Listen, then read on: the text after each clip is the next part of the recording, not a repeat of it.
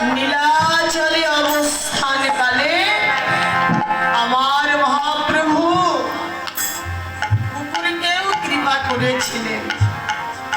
মহাপ্রভুর কৃপা পেয়ে কুকুরের বদনে এবার কৃষ্ণ নাম উচ্চারিত হয়েছে।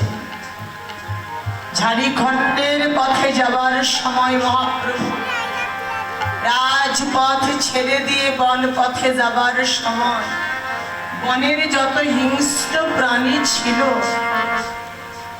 বাঘ, সিংহ, হরিণ, হরিণ বাঘের থেকে এতটা ভয় পাইত, প্রাণীর ভয়ে সব সময় দূরে দূরে থাকত।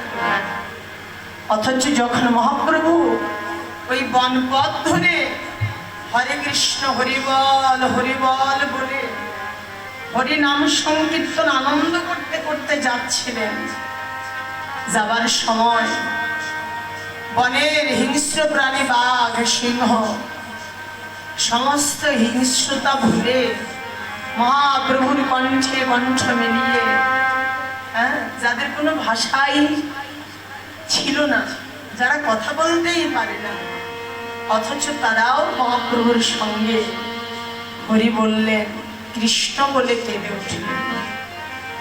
যে হরিণ হরিণী প্রাণের ভয়ে দূর দূরান্তরে থাকতো, তারাও প্রভুর কণ্ঠধ্বনি শুনে প্রাণের ভয় ভুলে তারাও এসে মহাপ্রভুর সঙ্গে মিলে তারাও হরি বলে কৃষ্ণ বলে কাঁদে।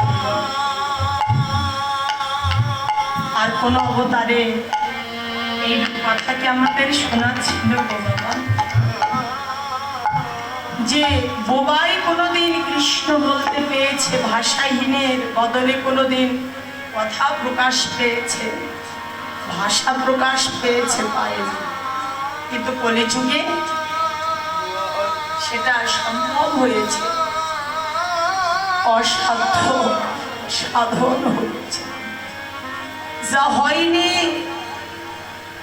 হবে না, হবে বলে যা আশা করা ছিল না, এবার প্রতি পাবনে অবতারে সেটা সম্ভব হয়েছে।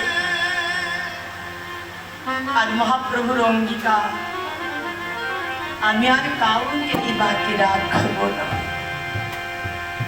জগতের সবাইকে হরি বলে কৃষ্ণ বলে কাঁদাবো, অনন্ত কোটি বিশ্ব জগৎ সংসার